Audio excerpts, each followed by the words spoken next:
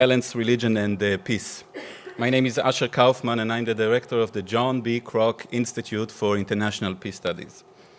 This is the 19th year in which the Kroc Institute hosts this event, which has been enabled by the generous gift of Anne-Marie Yoder and her family. 4 members of the Yoder family are here with us today, and I thank them for their continued support of this lecture series. The dialogues on nonviolence are one of the signature public events of the Kroc Institute. In the past years, we have had a range of speakers who led these dialogues, from academics such as Gene Sharp, Erika Chenoweth, and Miroslav Wolf, to practitioners such as Ricardo Esquivia, founding director of Justapas in Colombia, Jean Zarou, the Palestinian peace activist and author, and Sanam Naragli Anderlini, the co-founder and executive director of International Civil Society Action Network, who spoke in the dialogues last year. To this list of distinguished thinkers and activists, we add today Father Dave Kelly, executive director of the Precious Blood Ministry of Reconciliation in Chicago. I welcome him and the members of his community who came along with him. The work of Father Kelly has been known to us here at the Kroc Institute through a research project conducted by our own Jason Springs, professor of religion, ethics, and peace studies, who will introduce Father Kelly shortly after me. Jason first encountered David Kelly's work through a research project he has been conducting for the past 2 years, investigating restorative justice initiatives throughout Chicago. Other people from the Kroc Institute have reached out to Father Dave to learn about his work and have been warmly received by him and his community. Professors Atalia Omer, Professor Ernesto Verdeja have taken their summer global issues seminar students to meet with him in successive summers now in order to explore peace building in our own immediate region. And of course, we have Notre Dame graduates who have now started to work and volunteer in this community, including Leah Landry, a peace studies student, one of our distinguished graduates of the program, and Hector Avitia, another graduate of Notre Dame who is here with us. So there are several points of contact and connection that we here at Kroc and Notre Dame have with the community, and we hope that those connections can continue to grow. After Father Kelly, I'll just give you a brief explanation of the process of the dialogues, the procedure. After Father Kelly concludes his remarks, the audience is invited to take lunch served at the hall outside of the auditorium and proceed to room C103 to an informal discussion with Father Kelly and the friends and community members he brought along with him. So please join me in welcoming first Professor Springs, who will introduce the work of Father Kelly to us, and then followed by Father Kelly himself. Thank you all.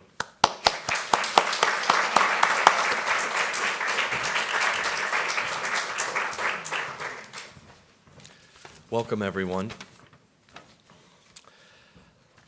Father Dave Kelly is Executive Director of the Precious Blood Ministry of Reconciliation in the Back of the Yards neighborhood on Chicago's South Side. Ordained in 1982, Father Kelly has devoted his entire ministry to working with incarcerated people whose lives and communities have been harmed by the criminal justice system, victims of violence, and more broadly, as Father Kelly himself likes to say, people subject to systems that see punishment as the only viable response to conflict, whether those be schools or courts or any other such institutions. For more than 30 years, he's worked as a chaplain in the Cook County Jail and Cook County Juvenile Temporary Detention Center. Since 2002, the Precious Blood Ministry of Reconciliation has worked with neighbors and community stakeholders in the Back of the Yards and the Inglewood neighborhoods to facilitate community-based and community-led approaches to healing and relationship building. They specialize in building community trust and respect through restorative justice peacemaking circles. Peace circles also provide a primary means to address the causes and heal the harms of violence.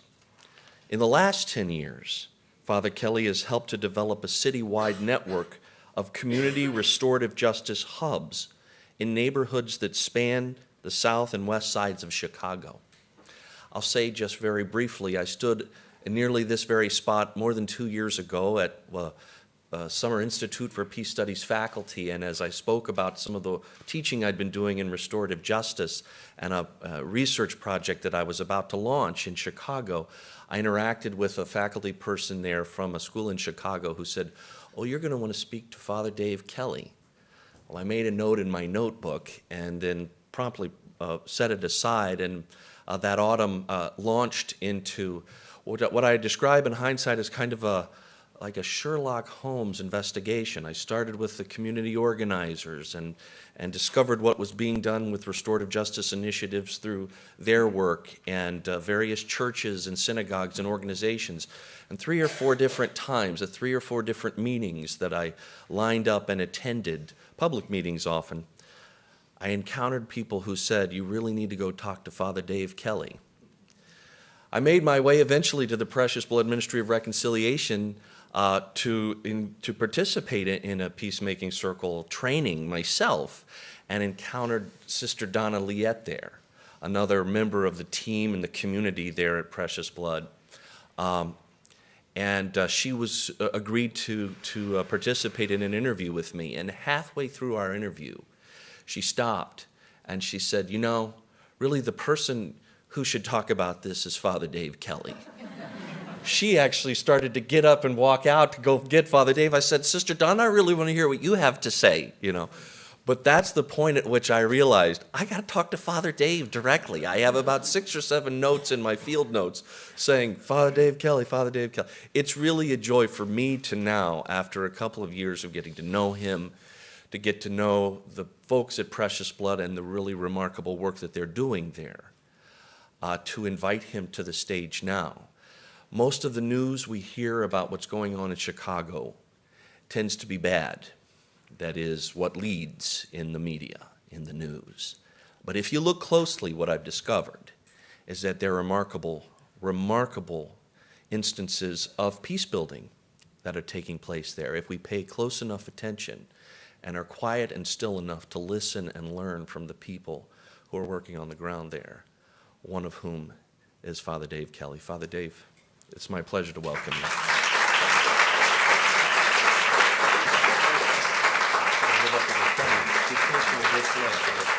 Yeah. So it's an honor to be here. I know of the Kroc Institute, and I'm humbled to stand here in front of you after so many distinguished folks have been behind this podium or podiums like this. So I thank you for allowing me to be here. So I've been doing this a long time, and I think that's really why people keep saying you got to go say Dave Kelly, because I've just been here a long time. And I've studied restorative justice, studied peace building, but the real teachers of peace building and restorative justice and community organizing are the young people and families that I'm privileged to be a part of. And so I'm going to call them out, as we say. Jonathan Little is a colleague of mine. He works with me at Precious Blood Ministry of Reconciliation. He has lived there all his life, and he now has been on staff for 6, 7 years, right? So Jonathan Little is here, and Sean Reed, you guys can stand up, so they know who you are, although they're going to stand up. Sean Reed is also a young man who's now a part of staff at Precious Blood Ministry as well. He just recently graduated with his culinary arts degree and does all the cooking for us, which in turn brings folks to the table, so to speak. And Rayshawn and Savion are 2 students in high school, in the local high school, and they are with us as well. And my biggest challenge in all this is not to keep you awake, but to keep Savion off his cell phone. see if I can do that. I told him, I threatened him. I said, you know, if I see that cell phone, I'm going to call you out in the middle of everybody. So I've been working in jails and detention centers all my adult life, even before I was a priest. In fact, it's why I'm a priest. I did pre-med in college, and I was at that time you could do this in the 70s. I was doing high school or college. I was in the seminary program. And I was also, because I didn't want to, no offense to philosophy majors, but I didn't want to be left with a philosophy degree and then not be a priest, because I didn't know how marketable that was. So to hedge my bets, I did pre-med, thinking probably I won't be a priest, and at least I'll have a career path that will bring in some at that time, as a kid thinks, money. And so that was all good. I could hedge my bets all along the way until graduation. Then I had to determine whether I was going to go on to theology or whether I was going to try to get into med school.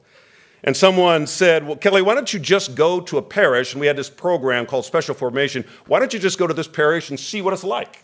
See what it's like to be a priest in a parish. So I did, and I went to Cincinnati, Ohio, St. Mark's Parish.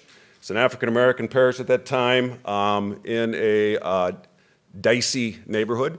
And I lived and worked there, and part of my work was to go to the correctional facility, Cincinnati Correctional Facility, and it was a correctional facility built for Civil War prisoners. So as you can imagine, it was, even in those days, in the 70s, it had been condemned for about 10 years, and yet they still housed people there. And as I walked into that place as a volunteer social worker and encountered men and women in that facility, adults, I thought, if I can do priesthood like this, then I can be a priest. And I happened to also live with the pastor of the parish, Denny Kinderman, who I am associated with even today. And he was a different kind of a priest. I always, as a kid, I always saw the priest in this dark house. And it seems very lonely. And I come from a large Irish Catholic family. And I couldn't really see myself as being this lonely old priest. And so, but Denny Kinderman broke that kind of stereotype. He was nothing but boring. He was alive, and all kinds of crazy stuff happened in that parish that was life-giving. And so I left Cincinnati and came to Chicago to study at Catholic Theological Union. And at that place, my first field ed practicum was at Cook County Juvenile Detention Center. And I went there under a man named Larry Craig, and I've been there ever since, so some 40 years. But I say all that because I have 40 years of stories, but I say to you they're all stories. And the real experts are the Jonathans and the Seans of the world, the families that I live with. They are the ones who live this. I have been privileged to walk alongside them. I have been privileged to hear 40 years worth of stories, but they're all stories. I've never woken up and wondered if I was going to have a place to sleep that night. I've never woken up and walked out the door and been accosted by the police because of the color of my skin. And so I have 40 years of stories, but I'm not the expert. But I'll try to glean from them and share some of us with you. So I work for Colby House, which is the jail ministry for the Archdiocese, and I have worked for Colby House since 1985. And in that work, I go into juvenile detention center and back then more in Cook County Jail. And I'd accompany a lot of young families and young people who get extreme sentences. You know that in the United States, we incarcerate children as adults. We'll take a 14-year-old and we'll charge that 14-year-old as an adult and hold him accountable as though he or she was an adult. And so I would accompany families who would lose their children to countless years in prison, 50, 60, life without the possibility of parole. At the very same time, I lived in a neighborhood that was conflicted, a neighborhood that was divided by a gang boundary. And I would do a lot of funerals of 15, 16, 17-year-olds. And oftentimes, I would know both the victim and the offender. I'd know the person who was killed or harmed, but I'd also know the person who did the harm or who was accused of doing the harm. And I would go to court sometimes, and when I would go to court, I always felt guilty. Because I always felt that as though, because in our tradition, in the criminal justice tradition, it's an adversarial relationship. You pit one against the other, and then you go to battle, and someone wins, someone loses, and in reality, everybody loses. And so when I would go to that courtroom, I always felt guilty because if I was with the victim's family, I would always felt like I had my back turned on the one who was being accused, or vice versa. And it's a very hard place for me to be. I always wanted to bring like a lawn chair in and sit in the middle of the courtroom and sit in that middle ground. Because on one side it was the defense and the other side it was the victim's family. And some of those situations were very, very personal to me. I remember a young man who was part of a parish after-school program, which was in the same building where my office was. He used to always come in, and he would come upstairs to my office and kind of bug me a little bit, trying to get out of studies, and I'd shoo him away. And one time, he left the building, and about 5 minutes later, I get a phone call that he had been shot. And so I go to the scene, to the streets, and I go from the streets to the hospital, and one of the bullets hit his heart, and so he was in critical condition. And I was just there with the family, just kind of holding vigil for several days, kind of spending a lot of time in the trauma unit of Stroger Hospital, Cook County Hospital. And about day 3 or 4 or 5, he started to recuperate, and the police came, and they came with that file folder like this, and they opened it up, and in that file folder was a picture of the person they had in custody, who they thought was the shooter, and they wanted Alberto, the young man who has been shot, they wanted him to identify that person. And when I saw that picture, I recognized him as a young man I knew very well as well, his family and also. They're all part of the same parish. So I left that hospital room, and I went to the Cook County Jail, Division 9, and I went into Division 9, and Wilfredo, the young man that was being held for the shooting, was in the far side of the room, and when he saw me come in, he says, "Damn, I knew you were coming." Because by that time, he knew that the person he shot was somehow connected to me and to the parish, and that probably bothered him as much as anything, that he had done something against me or the parish. But he also had that look of, there's a familiar, caring face here in a place that's not very familiar, not very caring. And so we sat and talked. And I talked to Wilfredo in the Cook County Jail, and then I'd go to the hospital, and I would be with Alberto in Cook County Stroger Hospital. And the thing about that is, both knew that I was visiting the other. Alberto knew that after I left that hospital room, that I was going to go to the Cook County Jail, and I was going to visit the person who shot him. And Wilfredo knew that when I left the jail, that eventually I was going to go back to that hospital, and I was going to visit the person he shot. And they were okay with that, because that's who we were. That's who I was. That's what it was about, is going in between and bridging those barriers that are often set up by the systems. About 2.5 years later, when we finally went to court, I went with Alberto to accompany he and his mom to the court, and he was going to testify against Wilfredo. And because he was going to testify, he had to sit in the back room so he wouldn't hear any testimony, because you can't hear the testimony of others if you're going to be a witness as well. And so I was sitting in this small back room with Alberto and his mom, and a young state's attorney comes in, and he began to prep Alberto about his testimony. This is how you have to frame it. This is what you need to say. We want to get as much time as possible for Wilfredo. We want to send that boy away for the rest of his life if we can. And he kept saying that over and over again, and I knew Wilfredo, the person he was trying to send away for the rest of his life. I cared about him. I knew his family. I knew the tears and the harm that was in their lives.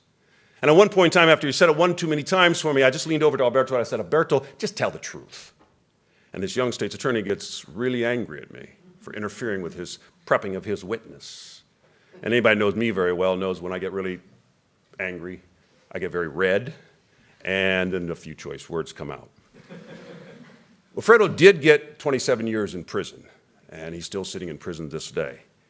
And as Alberto and I and his mom walked out of courtroom, back to their house, me back to the parish, I got back to my office, and I just couldn't help but think, man, there's something really wrong about that whole thing. Because all along that time, those 2.5, 3 years, never once did someone ask Alberto, who was part of the criminal justice system, never once did they say, "Alberto, are you okay? Is there anything we can do for you? Is there anything that would help you?" All the energy, all the resources, all the effort was to see how badly we can hurt Wilfredo. Alberto wasn't any better. It didn't do him any good. His health is the same. Restorative justice is about repairing harm done. It's about holding people accountable, but not labeling them as somehow throwaways or menace to society or gangbanger. It's about holding somebody accountable like you would hold your own child accountable. You want them to learn, you want them to grow, but you don't want them to be thrown out or somehow considered less than human.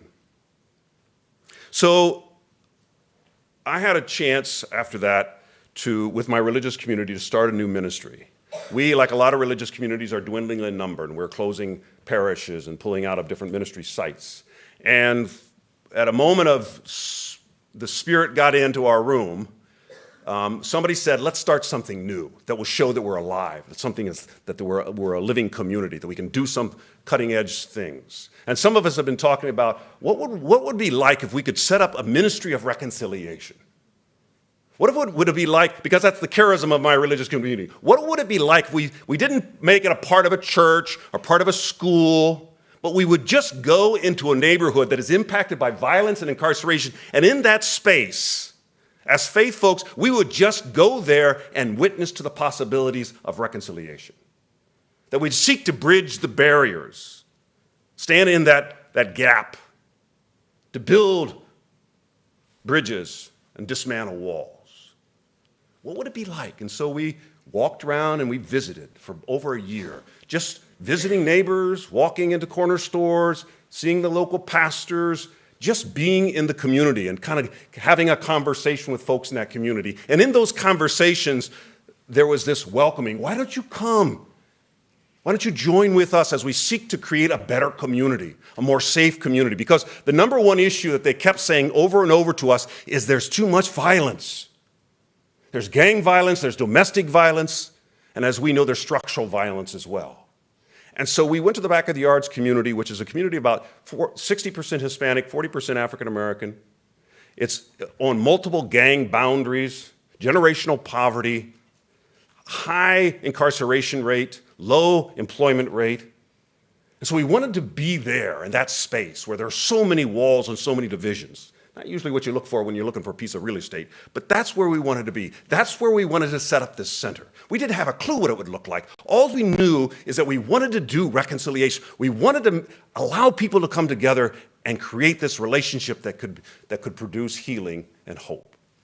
And I knew about restorative justice. I knew this philosophy, this worldview of looking at things a little different, not from a punitive, but from a rather restorative lens.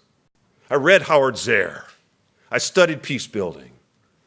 And then I stumbled upon a book called Peacemaking Circle, From Crime to Community, that C.PP.S. wrote. And it shared this methodology about how you can put reconciliation or restorative justice into practice. How can you actually do it? And I opened it up and I looked at it and I just said, this is it. This is what we can do. So I immediately got on the phone and called where C.PP.S. she answered, and asked her to come and do a training. And she came and did several, she's done several trainings at our place. But restorative justice is this philosophy, and Peacemaking Circle is a practice of that philosophy in which you carve out safe spaces. You create a safe space, and in that safe place, you start to build relationships. You start to talk about who you are, what's important to you, what your grandmother teach you. And as you build these relationships, only then do you deal with whatever the issue might be. We had a young man who, we would have a partnership, a pilot program with the courts. And the courts would send us these cases, and they would be like sentencing circles. And the kid would be adjudicated or found delinquent or guilty. And given the option, and the state's attorney usually would flag the cases, given the option as to whether he would like the judge to sentence him or does he want his community to sentence him. And neither are great options, I think, if I was a kid of 14, 15, 16 years of age, but a lot of them chose to go to the Peacemaking Circle. That they felt more, they really wanted to get out of court and never have to come back. So if that meant that they could come to the center in their own neighborhood and sit in a circle, that was a better option for them. And so one particular case, Deontay, he was a young man that burglarized a home, and he pled guilty, and the state's attorney flagged his case, and we got a fax, gave Deontay's name and location, phone number, the victim's name, location, phone number, and we were to do what we call pre-circles. In other words, we would go visit and see if they're inclined to do this, if this is a practice they want to be about. And so we went to Deontay and we sat with Deontay to see if Deontay wanted to be a part of this circle. So he and his mom were sitting there, sparsely furnished apartment. And I explained a little bit about the peacemaking circle. And I said, Deontay, is this something you want to do? And before Deontay could say yes, his mother said, oh, yeah, he does. But I said, how about that, Deontay? And he said, yeah, I want to do that. And I kind of shared what it would look like, that he would be in the same space as a person whose home he burglarized. And would he be okay with that? And I'd make sure that he was safe in that environment. And he was okay with that. And his mom was okay with that. She wanted to tell them that she was mortified of what her son did, but she loved him. And Deontay said over and over again, even in this pre-circle, how sorry he was for what he did. Reached out to the victim, and they too were willing to sit in circle with Deontay and his family. So we created a community. We created Deontay and his mom, Mr. Wallace, who was the victim, his support system, and we invited community members, a retired school principal, a local coach, dean of discipline, I think, from downstairs in the school that shares the same building, a grandmother, corner store owner who had been through a restorative justice circle prior, and some young people, because we didn't want us all to be old and then Deontay be the only young person. And we created community.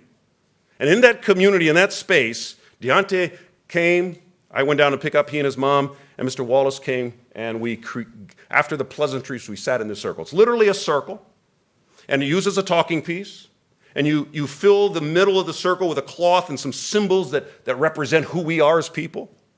And using a talking piece, you share whatever the question is. So no crosstalk, it goes around, it always goes to the left. It's an indigenous practice. It's how our elders must have done it in the years before they could call 911 and have someone come and take away our son or daughter. And we sat in that circle. But before we got to the issue of the burglary, we started talking about who we were. We do this ribbon ceremony. We give everybody a strand of ribbon. And the question is, who has been a real mentor to you? Who's been somebody who has really been there for you? And then you tie the ribbon one to the other. And Mr. Wallace said his mother.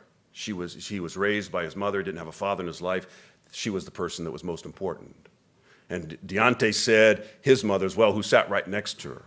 He says, I know I messed up a lot, and I caused her a lot of heartache, but she's always been there for me, even when I screw up. And one by one, we started to tell these stories and other stories like that. And all of a sudden, Mr. Wallace, who started the circle kind of with his arms crossed and like, yeah, what are you going to say? Started to lean in. What happened, you could see it physically and in the tone of his voice, what happened, he started to see Deontay a little differently. And then I asked Mr. Wallace, what was the harm? What happened? And he says, you know what? It's not the broken door or the stolen computer.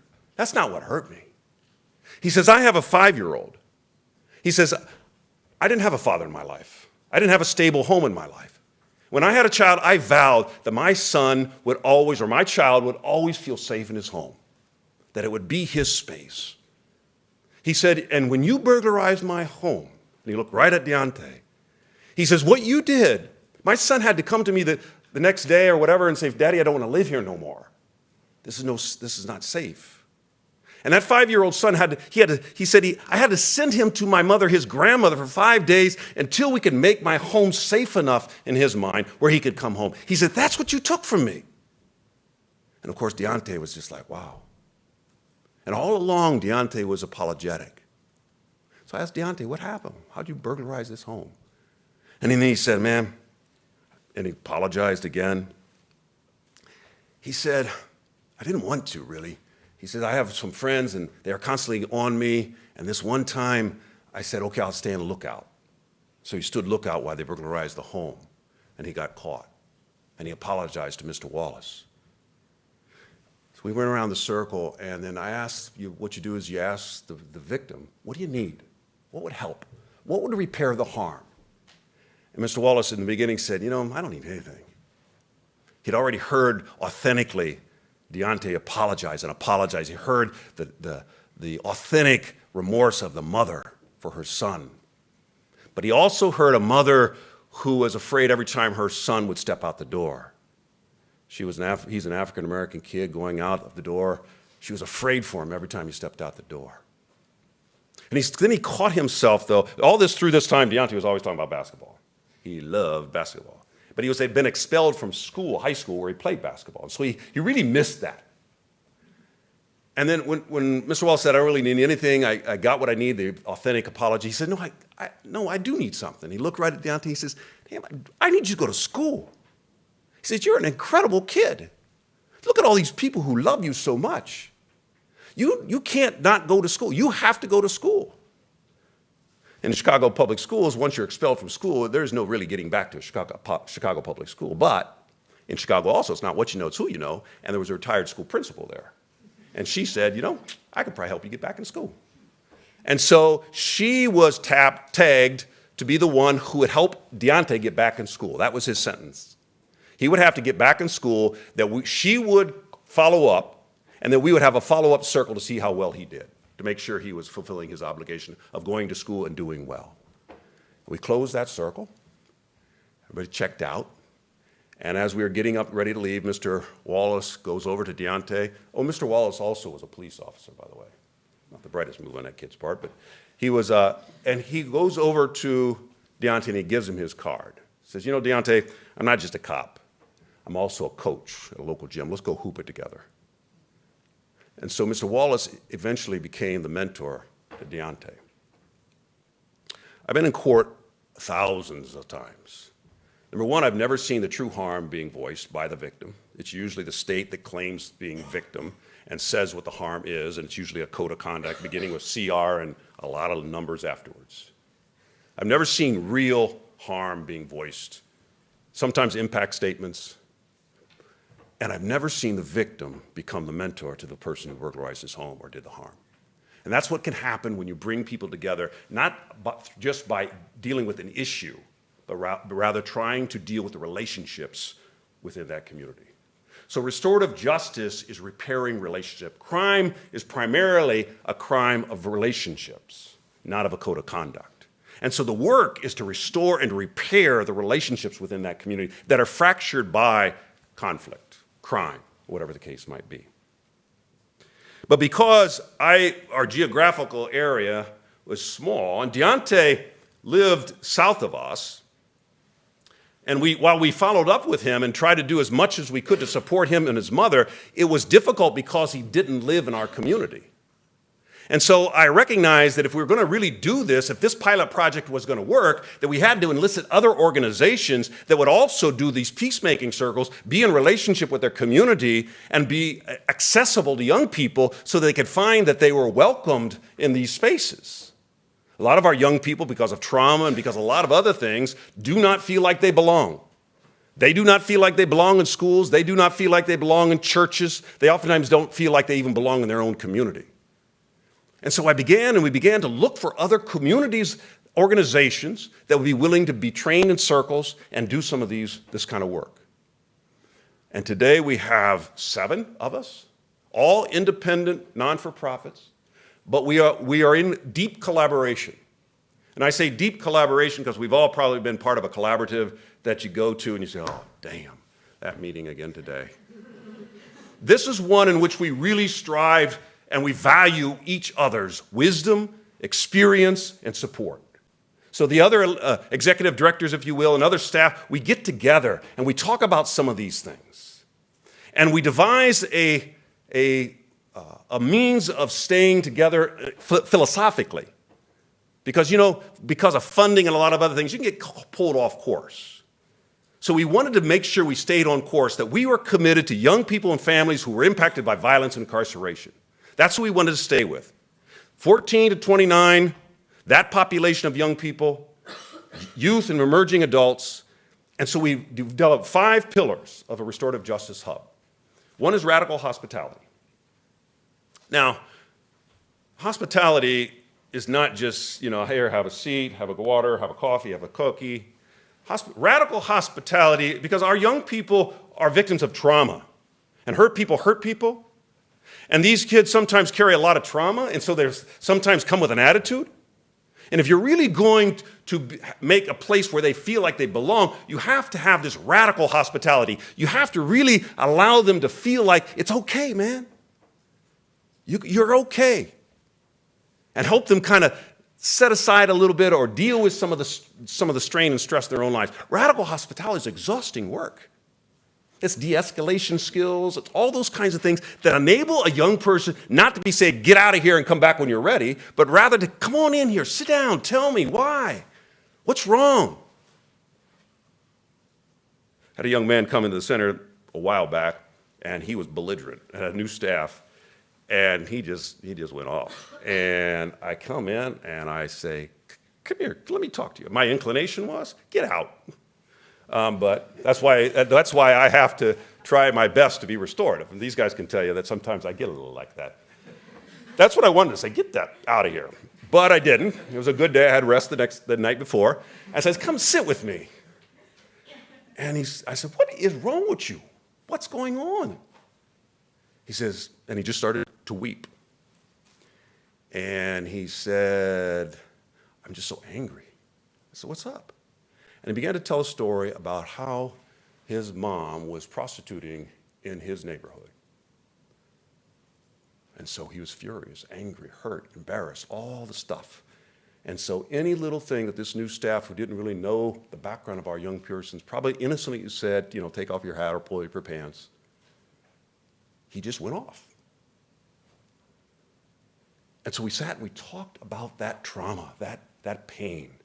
And he came out of that room, that small room we were talking in, and he apologized to the staff, and he stayed at the center. Radical hospitality is making room for people who have been traumatized and not merely putting them out. The other pillar is accompaniment. I'm going to run out of time. Accompaniment. And that's walking alongside. Look, it's pretty obvious I'm an old white, middle-aged old white guy. I don't know what a young African-American needs. I got 40 years of stories, all stories. But I can be committed to them. And I could say, look, I don't know where we're going. You let me know where we're going to go, what you need, what you're looking for, and I'll walk with you. How's that? That's accompaniment. That's walking alongside. That's allowing them to take the lead. If we're going to school, we go to the school principal, we sit in the office, we wait to be called, we go into there, make our case, come home, and if we're successful, we get ready for school. If not, we get up and do it all over again. We do things at the center that it would never have happened if it was up to Dave Kelly. We have an art center. It's a slow day in my life if I'm at an art museum or art center. And yet we have an art gallery because young people have told me that if you really want me to talk about this stuff, it ain't going to happen like you do, verbally. Trauma doesn't get embedded in the part of the brain that's verbal. It's images, nightmares, daymares, intrusions. And so if you want people to communicate what's going on with me, you got to give them a means to do that, allow them to have the means to do that. So we have spoken word, and we have rap. We have a digital media lab, and we have an art gallery where they can paint and create things that express how they're feeling. So accompaniment is listening to them, being relational first, and then programmatic second. We do things at the center because we've been informed by the young people and the families, this is what we need. This is what we want. The third pillar is relentless engagement of young people and families. You don't wait until somebody's ready to be in a relationship with them, or I'd be a lonely old man. You've got to be in a relationship with people, whoever they are, wherever they are, and wherever space they're in. So I know young people who are on the corner selling their wares. I know young people who are carrying guns and doing damage. And I'm in a relationship with them. I don't like it, and they know that. I don't have to tell them that, but I'm in a relationship with them. I call them out by name, and they say, what's up? I get angry at them sometimes because I love them. All the stuff normal people do with people they love and care for. And then when they're ready, when a guy says, damn, I've been locked up 3 times this week, I got change, then I'm in a relationship, so there's space where he says, hey, Kelly, can you help me? Can you help me get a job? And now, if I waited till he was ready to get that job, I would have had no relationship. He would not know who I was. But I'm in a relationship with him no matter where they're at. We are relentless in our relationships. We go out and build relationships. We have outreach teams. And then it's relentless engagement of stakeholders and systems. And frankly, this is the hard part, one of the hard parts. I have a ton of patience for a 14-year-old that acts like a 14-year-old. I have little patience for a system that acts like a 14-year-old. And so I can find myself butting up against people like systems, like police, like the Chicago public school system, like the courts. So I can see myself getting tensed up and ready to go to battle against these institutions that I think are abusive. But it does me no good. It's exhausting work and ultimately no fruit at the end of the day. And so I have to use the skills that I have been developing with young people and families, this restorative justice, and so I'm in a relationship with these communities, these police. I don't like the way they are sometimes, but I'm going to be in a relationship with them so together we can kind of come to a new place, be a new creation, a new way of policing on the South Side because they know who we are and there's a relationship. Relentless engagement. And the fifth pillar of this Restorative Justice Hub collaborative is collaboration, learning community. These 7, and I hope there's going to be 10 and 15 and even more, organizations that are committed to these pillars, they're committed to this population, they're committed to making a difference by being community-led and community-driven, and not systems-led, systems-driven. Those of us who are part of this collaborative know we need each other. Know that one small organization on the south side of Chicago doesn't have a strong voice. But if we have 7 or 10 organizations scattered throughout the city and we collectively have a voice, then our voice is that much stronger. We have a database that we share. So we all enter in our data and do all that measurements that you have to do nowadays. You have somebody smarter than I pulling out that data, kind of measuring and what are the outcomes of this kind of work in these kind of communities. And now we have this, because we are on the same database, we can say, what's the impact of Restorative Justice Hub in the city, in these 7 neighborhoods? And we can go to funders, and we go to people with power. We can go to the systems. We can say, look, this is the impact. When you lock somebody up, this is the damage being done. When you send somebody to a peacemaking circle and a community-based restorative justice project, then this is the possibilities. This is what you get. It's good financially, it's good for the community, it's good for the city. So I think this is a game changer, frankly. That we have, instead of locking kids up, we have these organizations that want to be in relationship and hold them accountable. See, I think a lot of people think restorative justice is like fluff. I've heard it said before. They say, oh, restorative justice, oh, kumbaya. I don't know why they're down kumbaya. It got us far in the day. But it's not fluff. If anybody's ever done it, it's anything but fluff. And that's what we're striving to build. That's the infrastructure we're trying to build in Chicago. So let me just say this. Judith Herman, you may know, she's a famed psychologist, psychiatrist, who's wrote on trauma, trauma recovery, and she basically says that trauma changes who we are. It changes us chemically, physically, physiology, but it changes who we are, trauma. It has a deep impact on us. And our young people are victims of trauma. They've grown up in a neighborhood in which they don't feel safe. Many of them have been harmed. Many of them come up from a neglectful, abusive background. So they're victims of trauma. And it causes something. It causes hyperarousal. You're always vigilant, always looking over your shoulder. If you ever seen a young person walking down the streets, he's constantly like, who's running up behind me? Or what car's driving up behind me? Constantly on guard. That's exhausting. It's exhausting. And also, there's all kinds of intrusions. You have nightmares, can't sleep. You have daymares. You get anxiety attacks and panicky. You smoke weed just to calm down a little bit and go to sleep. All these things are a part of being victim of trauma. And then you have physical ailments. You have headaches or stomach aches or things are hurting physically. More often do you have diabetes. All these things impacts the body because you are living in an environment of trauma. And Judith Herman says that if you're going to really you have to deal with the trauma in a woman, number one, and it causes dislocation. People who have been harmed, a lot of times their story doesn't make sense anymore. If you ever lost a loved one to death, the days after you're kind of like out of it. You wonder how you got through it. Thank God you have a good friend who can kind of walk with you and help with some of the practical things.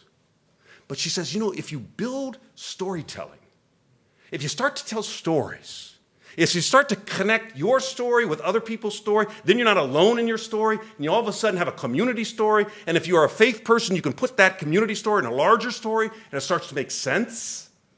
Then you start to put your life back together a bit. It's not going to be like it was before. You're never going to go back to be a mom who never lost her son to homicide, but you can be a mom who still has purpose and meaning in her life, who feels as though she has a life, who perhaps maybe then uses that trauma, that pain, that loss for some good, a foundation. Masked, Mothers Against Senseless Killing. They sit out on the street corner. They just sit there, and they gather, and they talk. And they have community out in the middle of the street, and you know as well as I, you don't want to do damage when your mom's right there.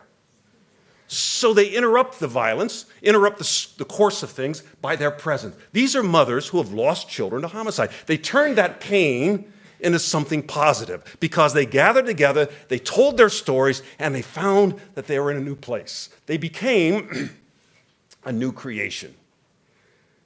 So that's what that's part of what Peacemaking Circles is all about. It's really striving to reclaim and retell our story to make sense out of our story. Anybody have ever been part of a liturgical team in a parish, especially a Catholic parish, but all parishes, I reckon, knows that the Triduum, we got Holy Thursday and the procession and I better be careful, the Holy Thursday and the procession and all that of Holy Thursday. Good Friday is we do the way of the cross, veneration of the cross. There's all kinds of ways of reenacting the way of the cross. We do that well. It's great. And then as soon as that 7 o'clock, that 9 o'clock, whatever hour in that evening on Friday night, Good Friday night, when that's over, cross comes down, the lilies come out, and we're getting ready for the Easter Vigil.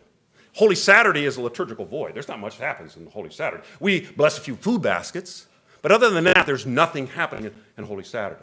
We go from the trauma of Good Friday to the alleluias and the hosannas of Easter Vigil in 24 hours or less. I say to you that you don't go from trauma to glory in 24 hours. You can't gloss over that tragedy. You can't gloss over the pain and hurt that are in our lives and say, oh, don't worry about it. It will get better. Maybe, maybe not. Part of what we do as Christians too often is we gloss over the pain. Oh, come on now, you got to be more forgiving than that. What a horrific thing to say to someone who has just lost a child to homicide. There's no room for them to be full of rage. And yet precisely that's what they feel. So they're quieted and they start to retreat. And their good friends don't know what to say anymore. So they start to retreat.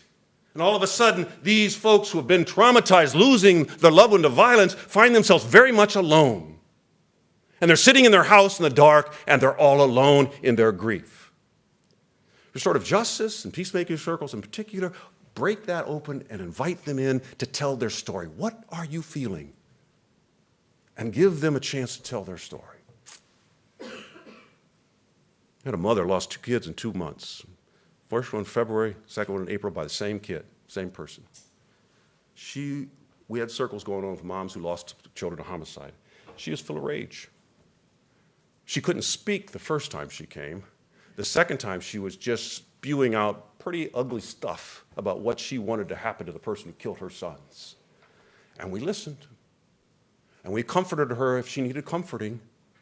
No one in that group ever said, oh, you shouldn't feel that way. They nodded, I know what you mean. They made room for her story. And then they told their story. And some of them were in different places along that path of healing.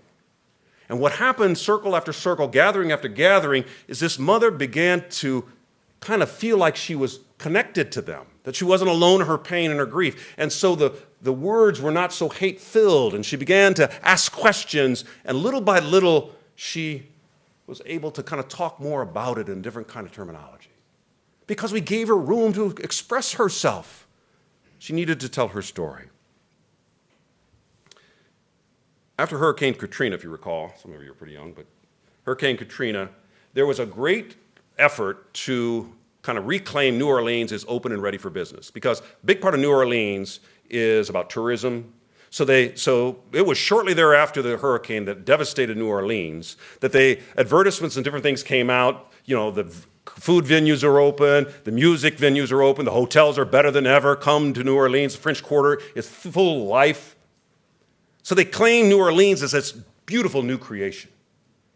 But if you went to the lower Ninth Ward, and if you go to the lower Ninth Ward today, you see the impact of Hurricane Katrina all these years later. The sidewalks are buckled up. Homes still are ajar off their foundations. Homes, there's a lot of vacant property. Temporary housing is still seen. The storm's long gone. That violent act is long gone. But the scars of Hurricane Katrina are still in New Orleans, especially in the lower Ninth Ward. It's too often our young people are carrying these scars of the trauma in their lives, and we pretend as though they're not real. We pretend that was a long time ago, kid. Why are you still feeling that way? The scars are still there. And restorative justice and peacemaking circles allows us to make room for those stories of pain and hurt, to allow them to connect to other and to create an environment in our community without professionals, without a psychologist coming in and saying, let me fix this. As a community, we can gather together and we can make room for that hurt and that pain. We can say, talk to me about it. Talk to us about it. And we can also hold that young person accountable for his or her actions. Not by punishing them, but by holding them accountable. You broke the window, you mow the grass, pay the bill to fix that window. We love you, but we can't put up with that. Restorative justice is about relationship. It's about forging those relationships that have been broken by conflict or violence. And it's not just, I do a lot in criminal justice, but it's also about peace building. It's about between communities. I come from a parish that was started by Slovakians. And they were strong and proud of their parish, but almost 95% of the people who were attending that parish were Latino, were Mexican Americans. So while that small little group held on to the power, the vast majority were Latino, and the parish didn't reflect. And so there was some conflict, and we sat and we talked. We sat in a circle. And each was able to tell their story about how they came to the United States and how this parish became important to them. And those older Slovakians were able to say how they came to the United States. They didn't speak English, and that they used every source that they had to build this church. And how they regretted that their sons and daughters no longer were coming into the city, but were going out to the suburbs. And the Mexican Americans were able to talk about their story of how they came here for a better life. And when they came here, there was this parish that was welcoming and how much this parish meant to them, how much they loved this parish. And all of a sudden, it wasn't us and them, it was just us. Two different cultures loving this parish, and so they put the images of Mary in two prominent places of the church. And that was the argument. Mass time, where is Mary going? And they came up with a joint way of, this is how we're going to honor our stories.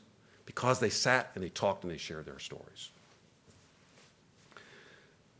Brian Stevenson says there's going to be real change. Brian Stevenson, Just Mercy, incredible book. He says that if you're going to change things lasting, you have to change the narrative. You have to change the narrative of a young African-American male with dreads is not dangerous. That's what people think. Sorry, Jonathan. That's what people think. Oftentimes. Ask him when the dialogue part of this happens. So Jonathan usually does this thing called Saturday Sanction, and then the whole thing is just on Saturday, instead of sweeping grounds and things like that, kids on probation are sent to us, and we go out. If it was up to them, it would be like paintball shooting, go-kart racing, things like that. We'll throw in a museum here and there just to make it look good on the books. So one time, Jonathan wasn't doing it, and so I was going, I'll do it. How hard could it be? So I said, okay, let's go to the movies. We're going to go downtown to the movies. And so we load up in the van, and we go to the movies, about 6 or 7 of them. And we were a little early, so I said, let's go to the McDonald's downtown, the one that's got a car. In Chicago, there's this fancy one. And they're like, damn, look at this place. This ain't like our McDonald's. So we're eating a thing. And a little bit more time I had to kill before the movies, and so there was a Sport Mart across the street, and I kind of into sports, or used to be more. And I said, okay, look, I'll pay the bill. Go over to Sport Mart. We'll hang out there for just a second, and then we'll go to the movies. So I'm paying the bill at McDonald's. 6 or 7 of them are running down the steps to go over to the Sport Mart to see what was there. And as soon as and I was a couple clicks behind them, and when they went through the revolving doors into the Sport Mart, you saw staff and security go, all African-American young men. This was a problem. 6, 7 young African-Americans coming into this store, that's a problem. And I knew our kids well enough that if they pushed too hard, they weren't going to respond, yes, sir, no, sir. they were going to snap back. So I had that little worry too. I didn't want to make a scene downtown. So I kind of hustle it up and get through the door and make mention that I know these kids are we're together. And all of a sudden, this threat became a sports team. Why else would 6 or 7 African-American young men be with an old white guy? So now all of a sudden they were clients and they were a sports team. But the narrative had been threat, dangers, alarms. We've got to change that narrative. Otherwise, our jails will continue to fill with black and brown young men and women. 85% of people in jail are African American, 13 to 14% are Latino in Cook County, and 1% are other. I suggest to you that if that was reversed, we wouldn't have jails. We'd find other means. The system's racist, we know that. And we need to change that. But we need to change the narrative, and we need to do that, as Brian Stevens says in his second point, by proximity. You can't do that from Notre Dame, I hate to tell y'all. You can't change that narrative merely from here. You've got to be close. You've got to meet people. You've got to meet Deontay and see authentically he's not a thief and a thug. He's a wonderful kid who's been a victim all of his own. And when you meet him and you see that, then you say, no, we're not going to send him to jail. That would be wrong. Proximity. We've got to break down the barriers, dismantle the walls, and build relationship, community between us. And when we do that, then we start to advocate for one another. And then the other thing that Brian Stevenson says is commit to doing what's difficult. If you think this is going to be easy, you're going to get a lot of glory, it ain't going to happen. This stuff is tough work. You have a lot of heartache. Ask the guys. We've went through a whole lot where people are getting locked up or killed. It's tough to be out there and trying to do this work, but you got to commit to that. And then ultimately he says that you got to give in to the temptation to be hopeless. We know a lot of folks who are doing this kind of work that are cynical, that are going through the motions. It's easy. You get numb to it. I sometimes have to put myself in check sometimes when, the 3rd, 4th, 5th kid has been killed in our neighborhood that month. Kids that I know. You got to protect yourself, so you build up these shields. And we strive as best we can to come together and do circles to talk about it, to cry about it if we need to support one another. You got to give, if things are going to last and change, you got to be hopeful. And that's where spirituality comes into play. It's not about me. If it's about me, we're in sad shape. But it's about me being in the midst of the gardening and in the vineyard, and the good things can happen because of it. Restorative justice is a philosophy. It's a way of thinking. It's a worldview. It's not looking at things and saying, how can we punish our way out of it? It's rather one that appreciates and values and holds up relationship. And when there is a conflict, and when there is a crime, rather than just doing the isolation, punishment, kicking somebody out, incarcerating that person, you ask the question, how can we repair the harm done? And how can that person help repair that harm? And you find ways to repair that harm. And it's something that is teachable. So young men here are peacemaking keepers, peacemaking circle keepers. They do it. They can do it in their schools. They don't need anybody else. Grandmothers do it in their homes.